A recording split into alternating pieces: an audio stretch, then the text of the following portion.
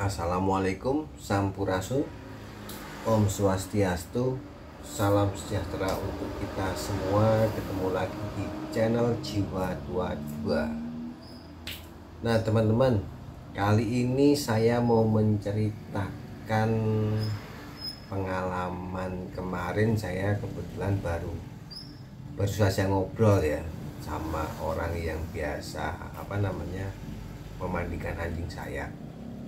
Biasa kan kalau anjing udah saatnya dimandikan, saya panggil orang itu untuk memandikan. Nah, setelah selesai memandikan, kita ngobrol-ngobrol sambil ngopi, ngerokok gitu. Ada hal yang menarik.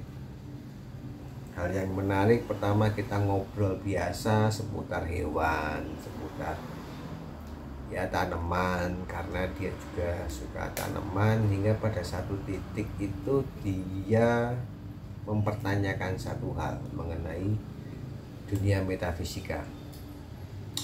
Dia mempertanyakan kenapa di Indonesia itu tidak ada yang namanya vampir atau Dracula, dan dia juga heran mengapa di luar negeri itu tidak ada yang namanya hantu pocong. Nah, ya sambil kita berlogika, kemarin akhirnya saya berusaha menjelaskan dengan logika saja. Bagaimana penjelasan dari saya? Simak setelah yang satu ini.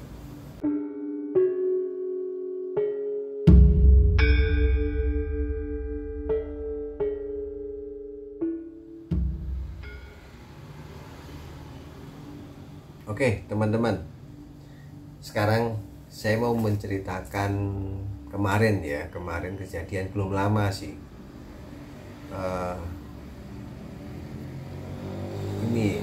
Orang yang suka memandikan anjing kan bertanya, kenapa di Indonesia itu tidak ada Dracula dan di luar negeri tidak ada pocong. Nah, saya berusaha menjelaskan secara logika bahwa sesuatu hal itu yang kita berhubungan dengan makhluk halus ya, itu lebih ke imajinasi atau yang ada di pikiran kita, atau manifestasi dari apa yang kita pikirkan. Kita ambil contohnya di Indonesia. Di Indonesia kan tidak pernah terpikir kita kan kalau makhluk seperti Dracula atau werewolf atau manusia serigala atau makhluk-makhluk mitos atau hantu-hantu yang lain dari luar negeri, contoh seperti Boogeyman, Candyman, itu kenapa tidak ada di sini? Nah, semuanya itu kan berkaitan dengan masalah budaya kita itu yang merupakan bagian dari pola perilaku kita, keseharian kita itu kan akan menjadi suatu budaya. Nah, budaya kita ini kan lebih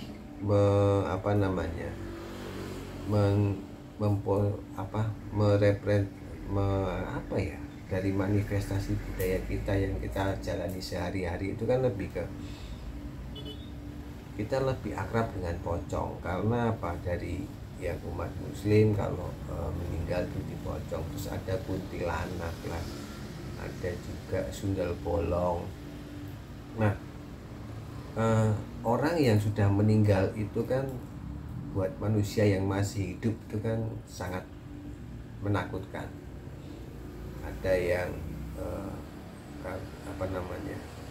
kalau melihat pocong gitu kan, melihat orang yang sudah meninggal itu seperti hidup kembali. Nah, ini yang membuat ketakutan itu kan masuk ke dalam pikiran kita sebenarnya. Ketakutan akan pocong, terus seiring juga ketakutan akan kuntilanak. Nah, ada penjelasan sederhana sebenarnya, dan ini antara metafisika dan logika. makhluk-makhluk itu kan ada yang mengatakan sebenarnya adalah sebuah energi yang bisa merubah wujud sesuai apa yang ada di pikiran kita, apa yang kita takutkan seperti apa. Mereka bisa menganalisa, mungkin bisa membaca juga.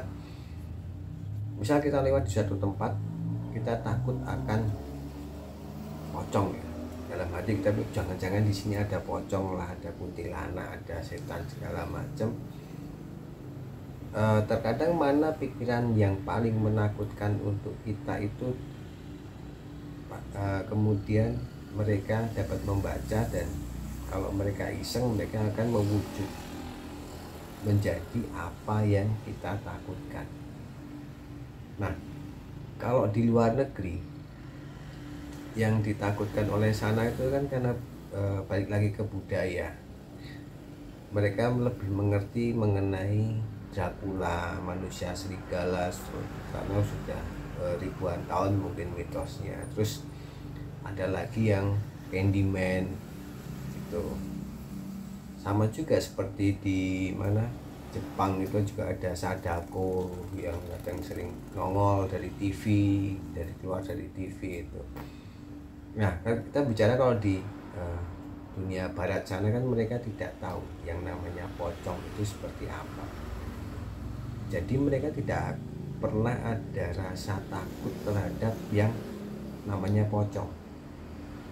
Jadi energi itu juga karena mereka tidak bisa melihat sosok pocong yang ada di pikiran orang-orang sana, ya mereka tidak mewujud pocong gitu. Kalaupun mereka akhirnya mewujud menjadi pocong juga jadi aneh. Bahkan mungkin orang kita sendiri ya, orang Indonesia yang hidup di luar negeri, yang mungkin dulu di sini dia takut akan pocong, kalau di luar negeri mungkin dia sudah tidak takut, karena dalam hati dia udah, pikiran dia nggak mungkin di sini ada pocong. Jadi pocong-pocong itu mereka nggak akan temui. Kalaupun mereka takut, mereka pasti membaca referensi hantu apa sih yang ada di sana segala macam. Nah, itu kadang bisa memunculkan apa yang ada dari yang dia pernah baca mengenai hantu-hantu yang ada di luar negeri. Nah, itu yang secara logika saya menjelaskan ke mas tersebut adalah seperti itu. Kalaupun nanti ada nongol yang namanya Dracula di Indonesia ya, itu pun yang ditakut-takutin akan jadi aneh. Kenapa ada Dracula gitu? Kenapa ada Dracula di Indonesia, padahal di Indonesia itu bukan lahan atau teritorialnya Dracula, kenapa bisa muncul? Nah, ini kan kita bisa melihat kenapa kadang mereka muncul ya. Itulah yang ada di pikiran manusia itu.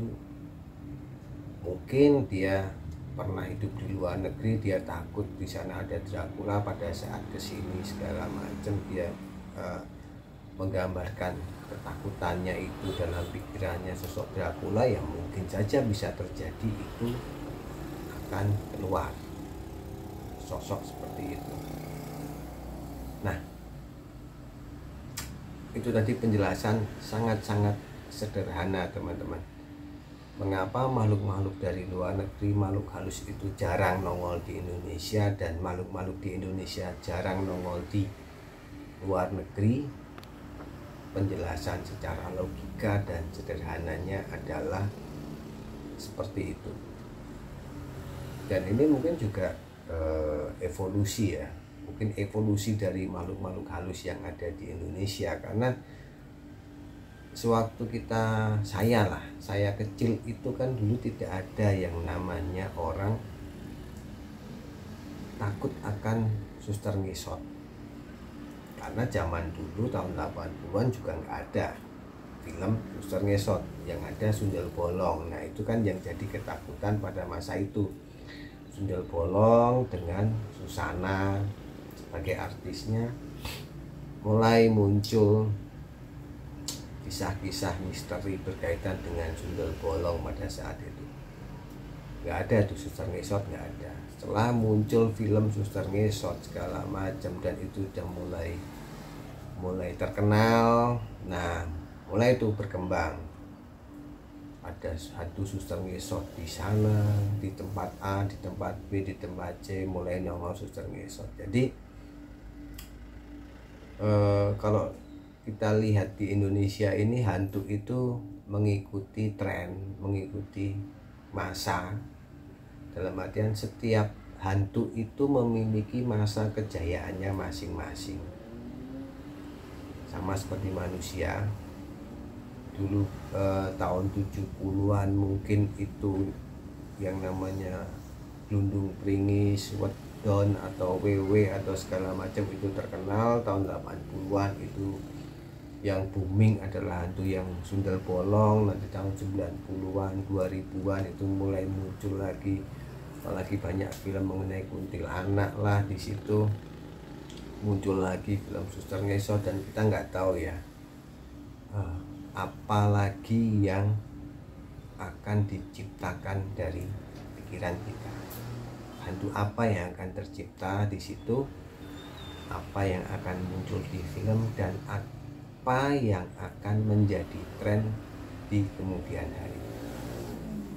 Oke teman-teman, jadi di sini hantu itu mengikuti lokasi dan mengikuti tren kemunculan mereka.